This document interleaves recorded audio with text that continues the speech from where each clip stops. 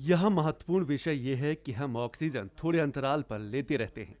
आपके शरीर में ऑक्सीजन के सेचुरेशन स्तर ठीक है, लेकिन आपने खाना खाया है और सोचा कि थोड़ा ऑक्सीजन ले लूं, जिससे कि मेरे शरीर में ऑक्सीजन का स्तर सही बना रहेगा और मैं अच्छा महसूस करूंगा।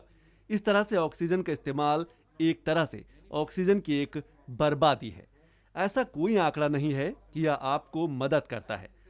बहुत सारे मरीज ऑक्सीजन सिलेंडर को घर पर ही रखे हुए हैं और हर घंटे और 2 घंटे के अंतराल पर लेते रहते हैं, जो खुद के लिए भी बहुत हानिकारक है और इससे जरूरतमंद को ऑक्सीजन नहीं मिल पाता।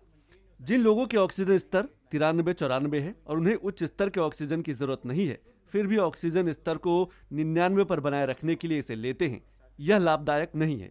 इसलिए ऑक्सीजन का उचित इस्तेमाल आवश्यक है।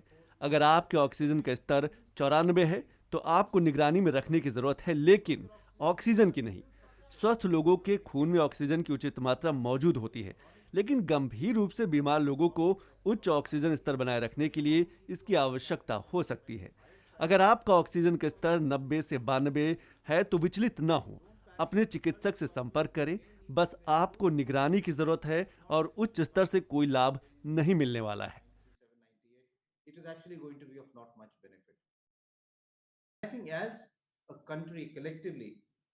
अगर सामूहिक रूप से मिलकर काम करें और रेमडेसिवियर और ऑक्सीजन का उचित प्रयोग करें तो महाराष्ट्र, दिल्ली और छत्तीसगढ़ जैसे राज्यों में ऑक्सीजन की किल्लत नहीं होगी।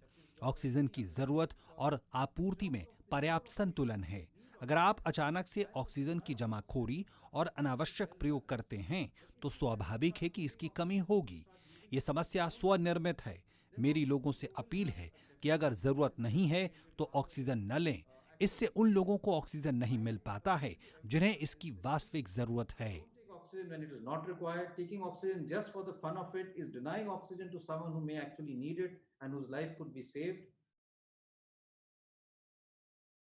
There is good hope, but masking, of course, is your first duty.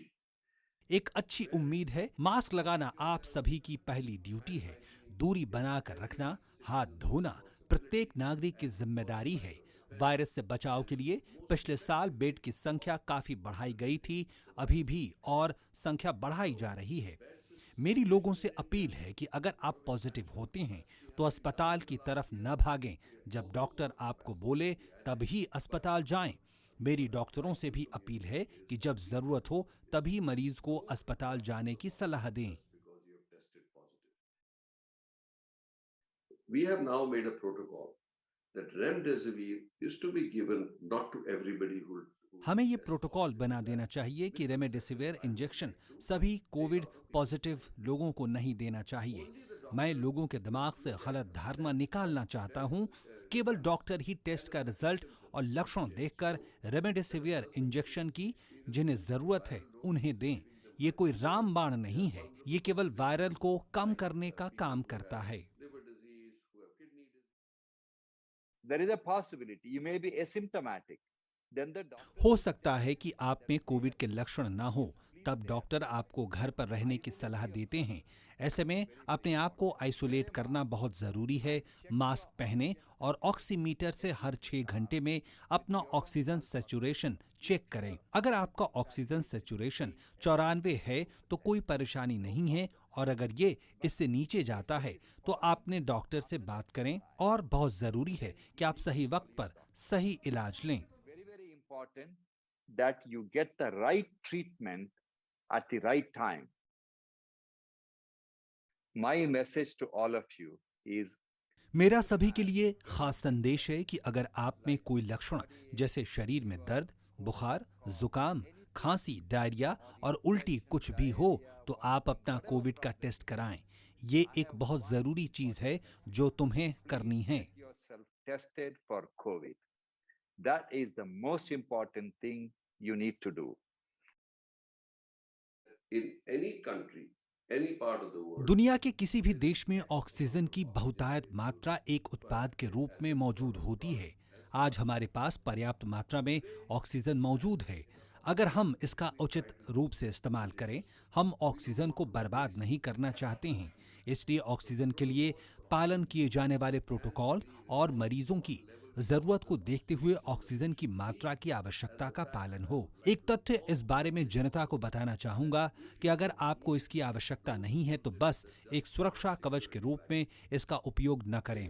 अगर आप इसका इस्तेमाल नहीं कर रहे हैं और टहल रहे हैं तो ऑक्सीजन की आपूर्ति के स्विच को बंद कर दें।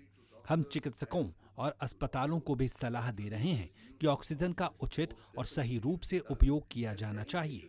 जिस मरीज को इसकी जरूरत है उसके लिए उपलब्ध हो।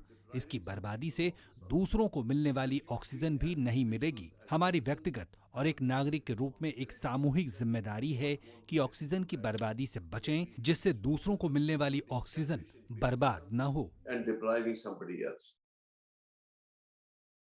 Don't really need any. आमतौर पर सर्दी में हम पैरासीटामोल और शरीर में पानी की उचित मात्रा रखकर उसको ठीक कर सकते हैं। ऐसा कोई आंकड़ा नहीं है जो ये दर्शाता है कि बीमारी के आम लक्षणों में रेमडेसिविर असरदार है। आंकड़े ये भी नहीं साबित करते कि ये मृत्यु दर को कम करता है, बल्कि ये बस अस्पताल में रोगी के स्टे यानी ठहरने के समय को कम करता है। विश्व स्वास्थ्य संगठन द्वारा की गई एक बड़ी शोध में इसके नतीजे नकारात्मक रहे हैं और ये शोध रेमडेसिविर की भूमिका के बारे में नहीं बताती है।